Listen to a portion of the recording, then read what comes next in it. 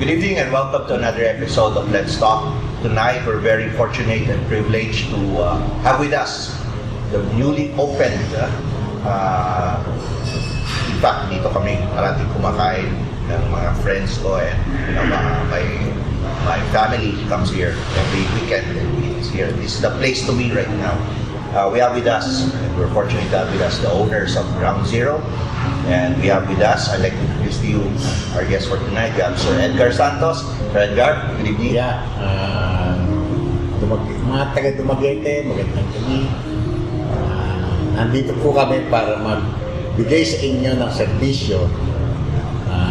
Ma-experience nyo, hindi lang sa ibang lugar sa Pilipinas, but lahat ng hinahanap nyo in one place, Dumaguete.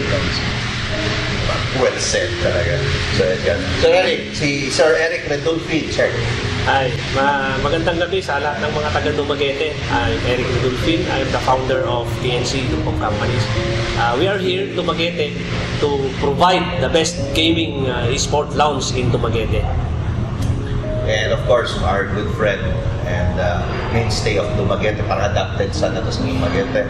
With us, my good friend, Sir Chris. Sir Chris. Hi,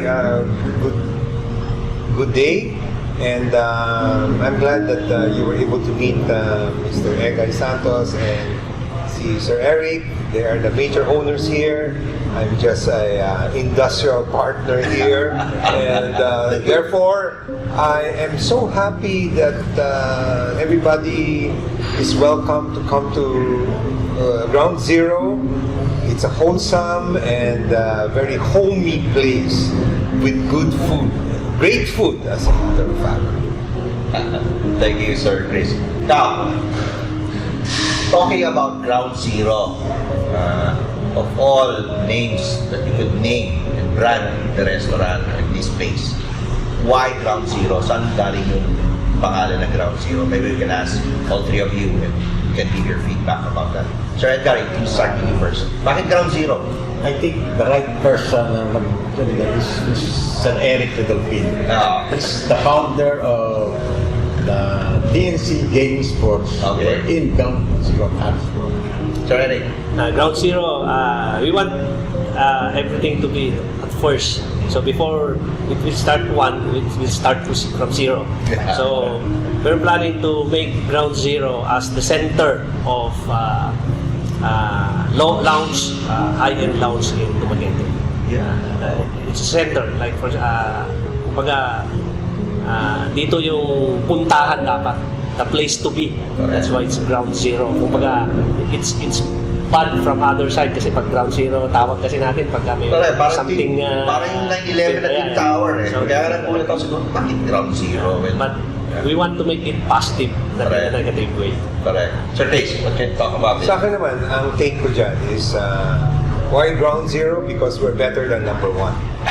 Because when you count, you start with zero. Right. 0, 1, 2, 3. So this is the place to visit.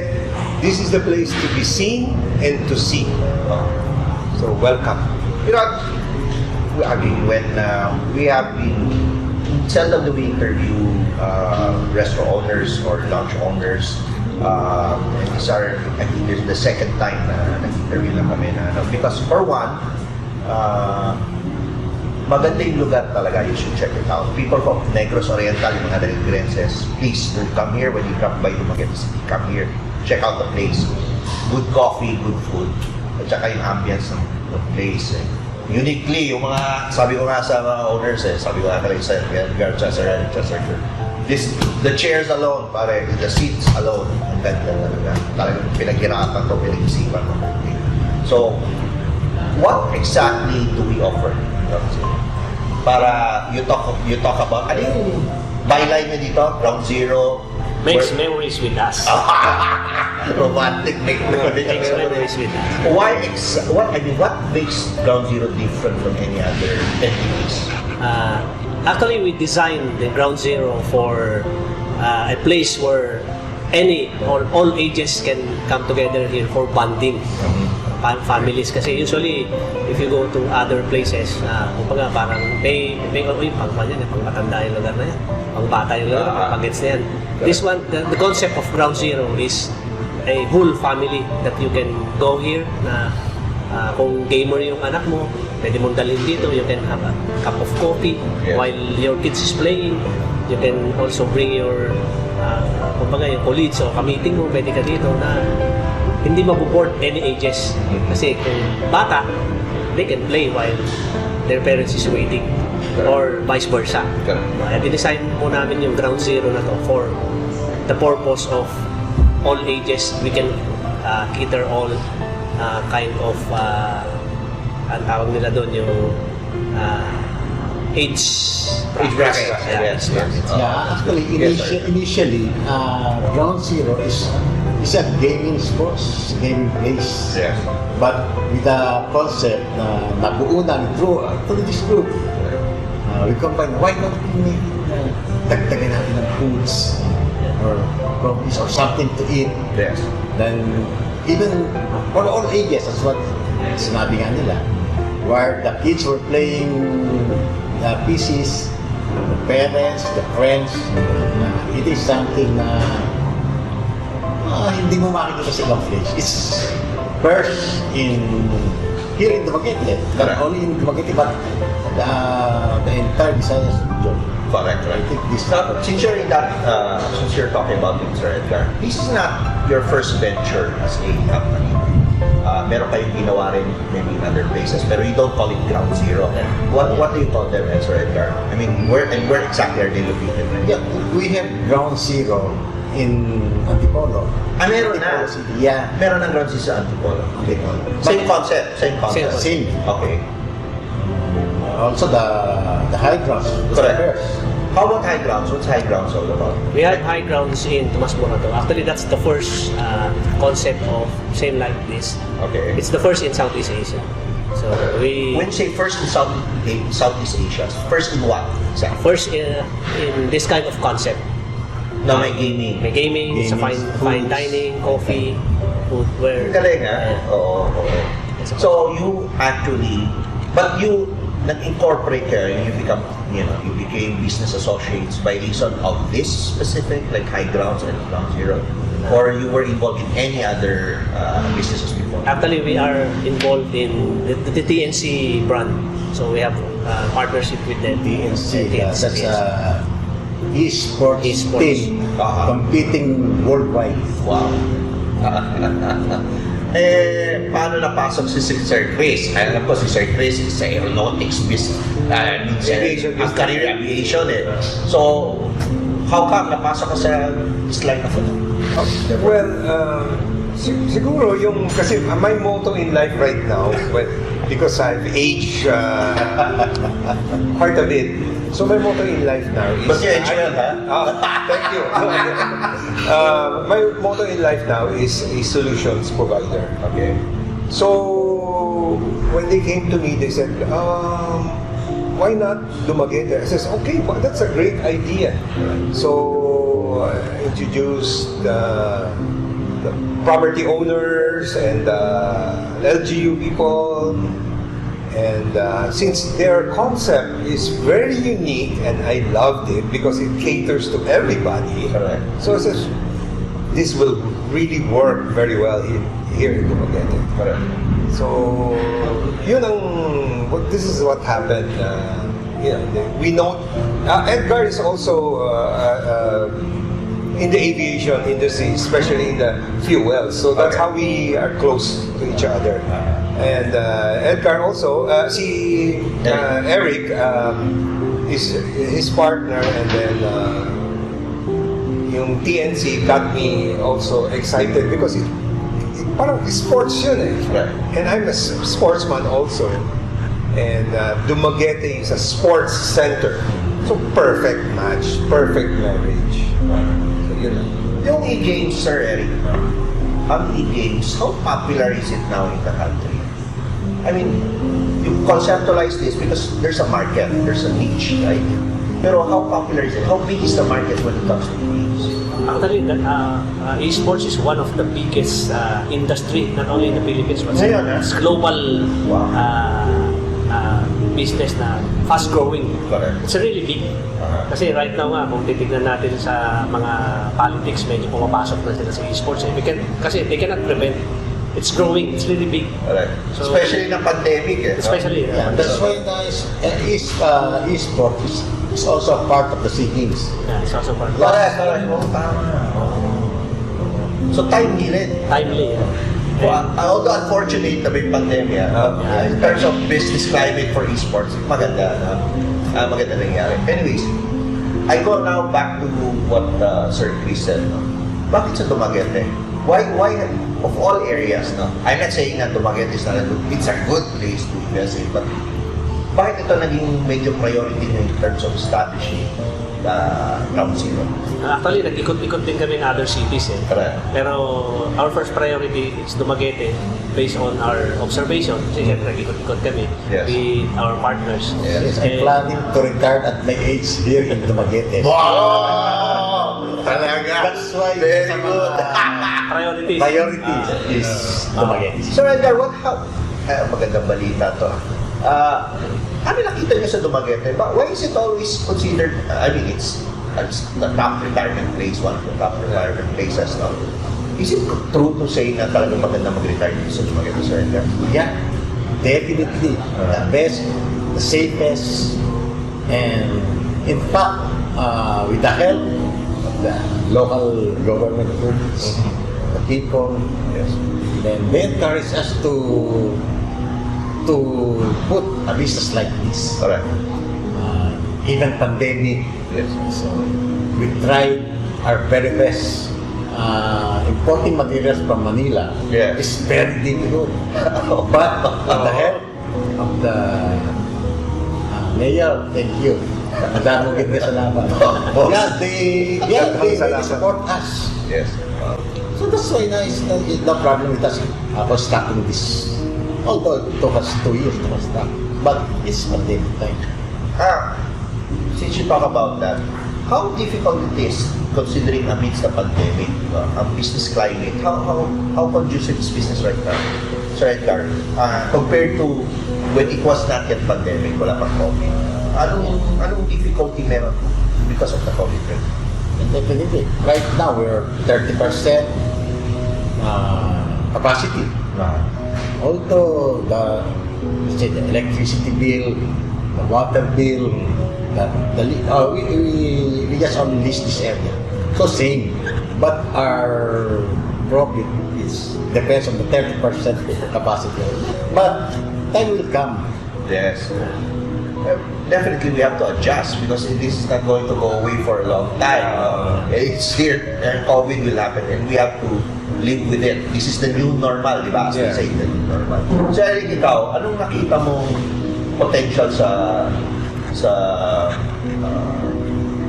esports natin as a business endeavor? Actually, one of the reason din, of course, na why we consider Dumaguete is the support coming from LGU. Okay. So, para nakita ko na, wow. Kasi, based from the review and I saw the news also that Dumaguete is a center of sports. Correct. Sabi ko, esports na lang ang missing sa Dumaguete. We have to put esports in Dumaguete to make it complete. Tapos, we have a previous discussion with Mayor also before we start. We decided to build this establishment here. Nakita naman namin na, okay, bring it here. Kumbaga, we saw the support coming from the LGU. And then, pag ikot-ikot namin dito, parang mga taga Dumaguete, they love to eat. Maraming laging puno ng restaurant dito eh. Yes. So I think this is the perfect place where we could start. And in fact, Mayor was the one who introduces us this place, this area. It's quite near to the university, and it's very good ambience. Location is right. Yes. That's why. How important is, when you go to different cities, as you said, pumunta kayo sa ibang cities, considering them also, how important is the local government support when it comes to somebody like you, investors coming in and intending to invest?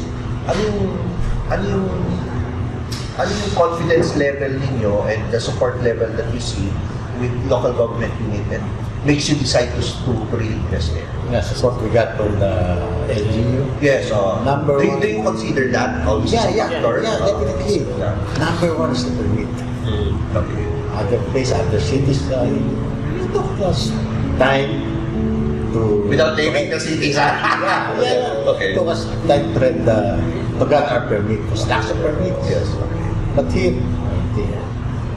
Saka minsan kasi, some LGU are not open for esports yet. Why so? Why? Kumbaga parang yung gaming kasi sa kanila, there are some terminologies na if gaming, it's a bad influence. So we have to educate first the LGU or someone that can decide if they are open for that. So, Okay, since you're in that area, medyo nagkamali na ako sa e-games. Is e-games the same as e-sports? Or is it different? It's a different. Maybe you can tell our viewers, ano yung difference siya? Kasi pag sinabi mo e-sports, baka idea nila e-games eh. Yeah. Which is my, parang first it's an e-games yan or e-sports. There's a difference, right? What's the difference? Bali yung e-games kasi before, it's, they call it e-games. Yun yung gambling eh. Correct. So, parang nakapag-integrate nila na the same with us. Kaya, pinalitan namin yung e-games into e-sports. Okay. Para ma-completely So define when you yung talk about difference. e-sports, there's no gambling involved in e-sports, right? Actually, all e-sports, they have a gambling Okay. side. Pero Okay. ito naman sa e-sports is, as team owner, we don't encourage to do gambling. Okay. Pero siyempre, third party na kasi yung nagmamanipulate for the gambling. Okay. The sports. Any sports naman talaga may ganun siya, may betting, sport. Okay, so considering, let me be the devil's advocate here para medyo for discussion purposes. It's a university city, okay? We don't know when face-to-face will happen. If that happens, people go back to the universities and their schools. Are there any restrictions or regulations when people come here and then play esports? Are there any? Kasi yung mga parents will be concerned, they might be coming here during class hours or what. What are restrictive measures that you have, if any? No? We will just follow the restriction coming from the LGU. Kasi gano'n naman lang. Every LGUs, they have their own laws for gaming. Well said. Safe ka lang ba? Safe talaga. Well, Sir, yes, sir. As we have said, this place is a wholesome and family place, which means the parents can come here while the children are playing. And check on them, right? Yeah. Oh. So for example, the parents would, one of the parents will have a meeting here, and the child has to be cared for, and he can actually play while the parent is meeting. Previously, it's the child who will start bothering the parent to go home. Okay. So now, it could be that it's going to be the other way around. The parent will be nagging the child to go home now because he was enjoying the game. So it's a paradigm shift. Anyways, Sir Edgar, Sir Eric, I've noticed, first time when I came here, I was really impressed with first with the ambience, second with the design itself. Yung ground zero niyo na ginagawa in other places or when you expand, is it going to be the same kind of design or for every place it's a different design? And who conceptualized this? Ang ganda ng pagkagawa niyo. Parang you're entering a hotel lang. Halpo, may mga room accommodations kayo dito pero wala eh. So sabi ko, lobby ang dating sa hotel eh. Oo. not necessarily the same. Yeah. But we have architects who conceptualize this design. Kasi di ba pag may branding, di ba? Pag nakita mo Ground Zero to, of course you have your logo. Yeah, logo, yeah. But it's not going to be the same in other places that you're going to expand. Yes. Okay. Okay. So why specifically itong design for Dumaguete? Why this kind of design? Open space, pero pwedeng kumain sa labas, ang ganda na ninyo, setback nyo sa parking. Tingnan nyo, they followed setback yung parking, laki-laki ng parking area, which is really a come on for customers, no? Parking area. How come ganito yung ginawa yung design? I think Dumaguete deserves this kind of place. High-end place, sir. That's why we make it sure that there's a wow factor when you enter the lobby. Wow. Tama. I got that feeling when I entered though. So, tingin ko deserve naman yung Dumaguete na we need to put this kind of ambience, and it's a one of a kind, it's a one-stop restaurant. Pwede kang mag-dine in dito, pwede kang mag-coffee, you can play, you can have your meeting here. Kumbaga, ginawa namin to talaga for all ages, that we can invite them here. Kung bata ka at gusto mo maglaro, you can play. If you're a coffee lover, you can order our best coffee, food, pasta, pizza. Correct. Name it, we have it. Okay. Sir Edgar, how did you decide to open up? No? Because you could have waited out na medyo, of course, mababa naman yung COVID cases sa Dumaguete. We're very fortunate as a city. But what consideration did you put in deciding na mag-open na tayo? Let's operate already. Actually, it's 100% completed. Okay. So why not use it? Why not operate it although limited seating capacities? Correct. Right here, nandito na. Yes. Something like na promotional, or inviting everyone to come in. Open na pala si Ground Zero. So it's a good publicity na nandiyan na rin. Correct. In addition to that, Yes, of course, sir. we should, kumbaga parang, we should be visible now. Visible na dapat kami so that we can create our credibility. Then, to follow na yung profitability. Correct. Now, let's talk about your personnel here. No? Ako personally, as an economist, very interested ako sa job generating aspect ng business. No? Yung businesses open, it creates jobs, it creates work, economically, helps out a lot of people. Nalata ako, most of your staffing here are college graduates, and then some come from, let's say, bumalik dito, nag-homecoming para lang magtrabaho sa Dumaguete. Can you talk about your management here, and then yung personnel yung staffing, how did you come about them, and where do they come from? Most of them are from Dumaguete. Okay. We just, yung mga original staff is coming from Manila for them to train the locals. So one of the reason is to provide also jobs locally in Dumaguete. Okay. So kumbaga we have this kind of premises here. At the same time, makakapag-provide kami ng jobs for Dumaguete. Yun importante talaga eh. That's, I mean, for local government unit, that's basically one of our prime objectives when it comes to business. That's why we want to help out businesses open, because it really creates work, especially if you expand or you branch out somewhere in Dumaguete or nearby. It really creates a lot of job for people in the province and in the city in particular. Now, let's talk about initial reviews since you opened. Ano yung mga narinig nyo? Ano yung mga feedback nyo? Kasi I understand, nagbibigay kayo ng mga evaluation for customers to check on it. So Edgar, ano yung initial, ano yung sa yung management team dito? Ano yung sabi nila? What were the feedbacks? The food is right. Yes. So Totoo yan. they come back also. Correct. Yun ang maganda eh. Sabi ko kasi, the best advertising is by word of mouth. Yeah. And I can guarantee you, no, I frequent Ground Zero. The food really very, tingnan mo, parang mahal-mahal eh. If you eat that in Manila, sigurado ko, it's going to cost about 500 up. Pero dito, it's really good, big on serving. Eat breakfast here. Meron na kayong breakfast, no? May breakfast, hindi lang lunch or dinner.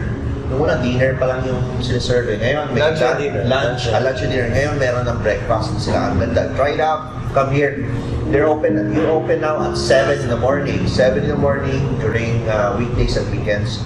Please do come try out their variety of breakfast offerings, their lunch, I prefer the salad here. It's very good salad. Yung chef nyo, galing saan yung chef ninyo? From Manila. Yeah, naging part sila taga Manila rin. But are you training people from the locality? I mean, syempre, from Manila siya galing, but are you passing it on to the Yes, locality, yung mga local? Technology transfer. Technology transfer. Correct. That's important also kasi the process is educative for the staff also. Somebody from outside, I understand you have a staff who comes from Dubai, came back here, managing the place already. Am I correct? Yes. Okay, nga naging part pa sila from Dubai. And whatever she has learned there, ma-transfer niya to our people that you employed from Dumaguete. That's the important thing. Do you agree, Sir Edgar? Yeah, Out of my 100%. experience, just this morning, Yes. as I was going out from the hotel, the three lovely ladies were saying, "Where?" Because I rented a car to come here. So where are you going? I'm going to Ground Zero. Oh, we're going there soon. Sabi niya. So they asked me, we want to go there. Sabi niya, they asked me, how much will we spend? The three of us. So I gave them a ballpark figure and says, "Oh, we can afford it. We'll go." Yeah, I was really surprised. Oh, So I was really thinking back. it's even affordable for the hotel receptionist. Correct. I tell you, very generous ang Ground Zero. Pag makita yung serving sa breakfast nila, lunch nila, sa dinner, mapugulat kayo sa price. One serving, huwag nyo na palitin na kasi one serving can accommodate, if you're really not a voracious eater, ang isang serving nila ng breakfast na toppings na may gulay, can be shared by two Anong term mo din, sir? people. Ang term mo doon, yung yesterday we were talking about the survey mo. Generous serving. So, may term ka, sir, eh. Yesterday. For sharing, something Ano like na, buffet na serving. No, I forgot. yeah. But it's a good term. And then, one of the reason kaya nandito din kami is to check. Kasi of course, we are also open for suggestion. Yes. We're not yet open yet the whole restaurant. We're open, but not the whole. Okay. Yeah. So, Enough for sharing. enough for sharing. Yeah. Enough for sharing. The serving is enough for sharing. Yeah, that's the right term. Enough for Enough for sharing ang sharing. isa. Okay. Yeah, yun. Kaya, we're also open for suggestion. Of course, mag-start pa lang naman kami. Yes. So, kung may mga suggestion yung mga locals natin, we're open for that. Okay. Marami naman nagsasabi doon na the good is good. The food are goods. But, of course, we're still open for any suggestions. Of course. more improvements More is improvement. better. Correct. Now, always room for improvement. Yeah. That's right. Now, since you opened, how do you see business climate for Ground Zero, and how's the business climate in Dumaguete in general? Coming from investors, coming from business people themselves. So far, yung result naman for me, it's considered okay kasi due to the restrictions, we don't expect big profit for now. Yes. As I mentioned a while ago, the purpose is for us to be visible that we are already open. To kumbaga parang magkaroon kami ng credibility that we are already open. Ikaw, Sir, Yeah. how do you see it? All the business start from zero, like Ground Zero. May pipeline na po. Better than number one. Zero becomes 100. Sir Chris, you've been in Dumaguete, Negros Oriental. How do you see, amidst the pandemic, how do you see business climate? And next question though is, to follow up with that, is Ground Zero has opened us, esports really is, I think, a very good thing. Aside from that, what do you see can be a good and good marketing tools to sell in Dumaguete right now, or in Negros? As far as I'm concerned, Dumaguete has the right market. It has well-educated people, and income-wise, they're okay, you know.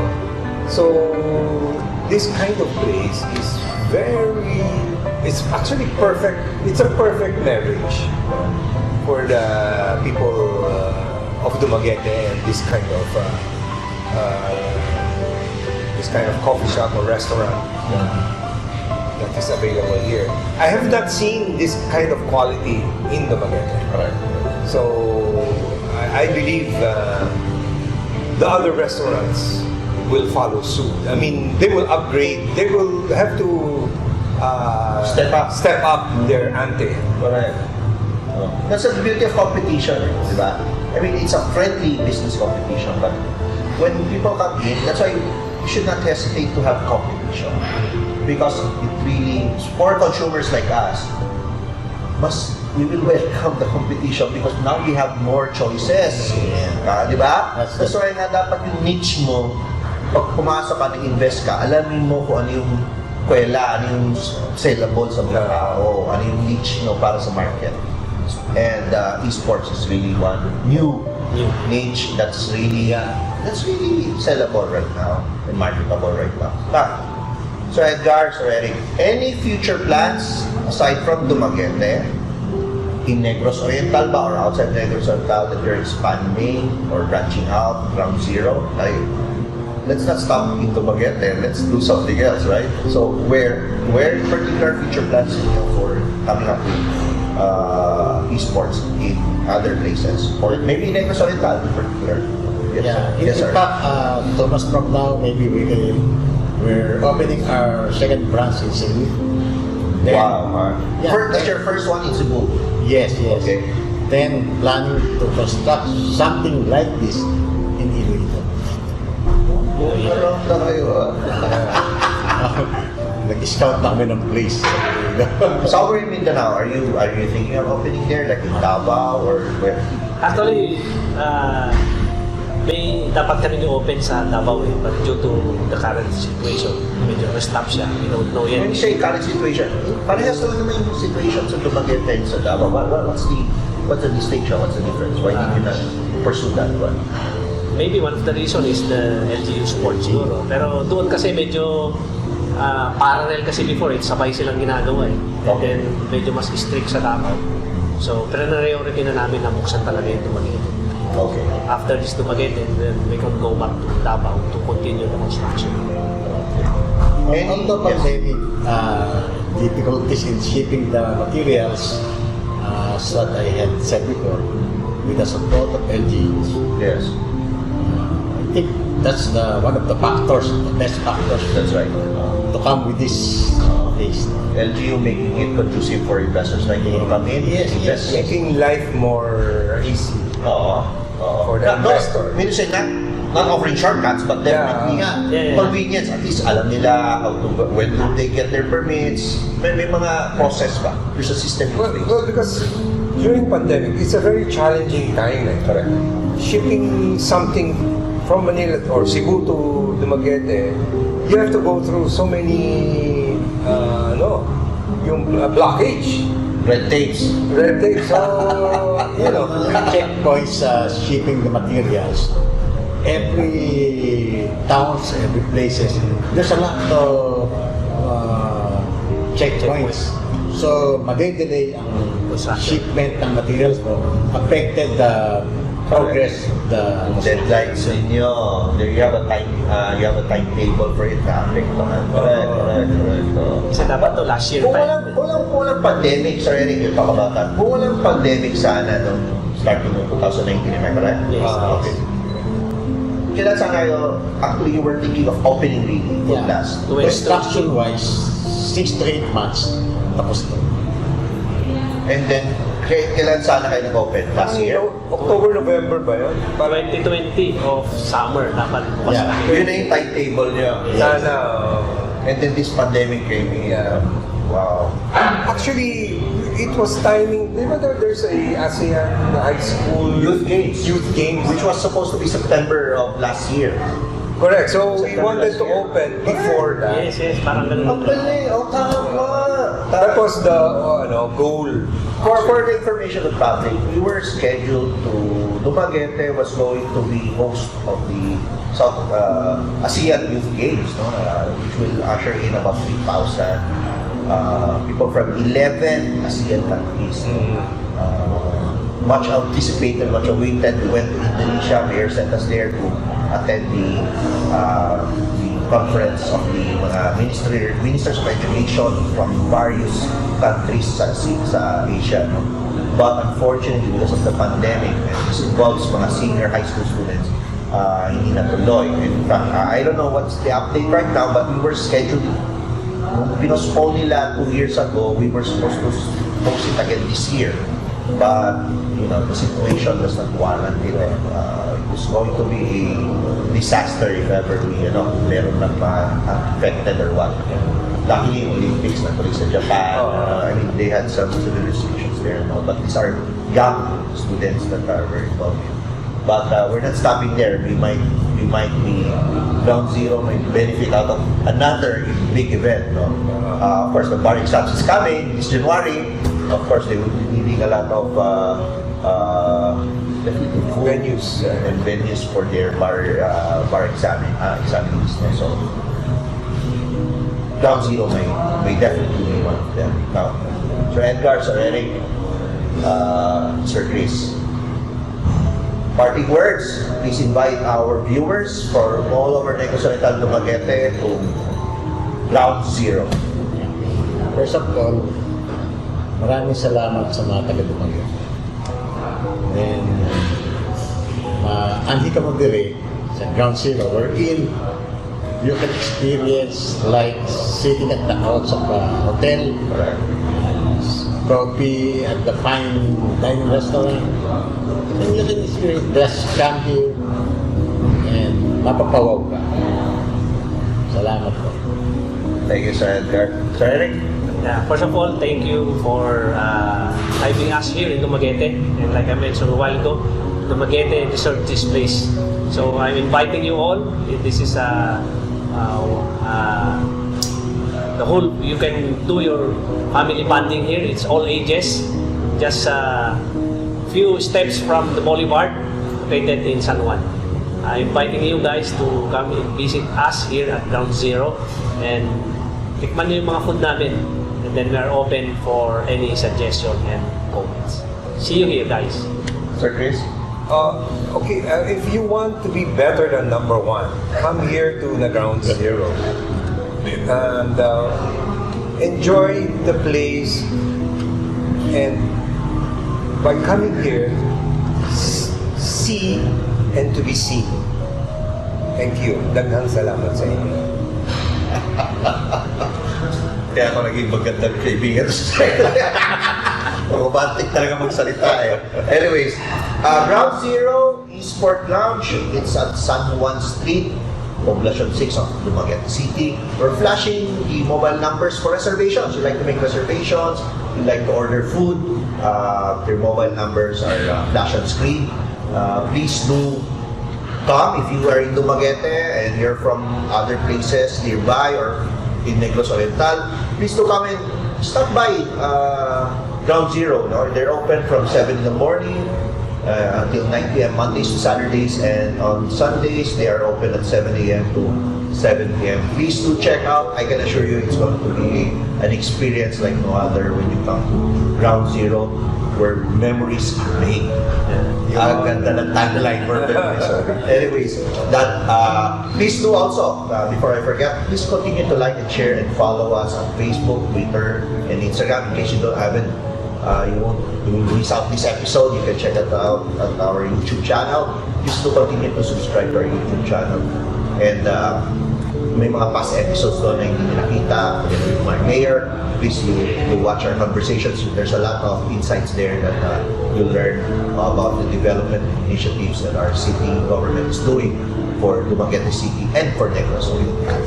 So on that note, I'd like to thank Sir Edgar again. Sir Edgar, Sir Eric, Sir Chris, thank you for being my guest for tonight's episode. So that's our episode for tonight. I'm Dok Dinno. Be well.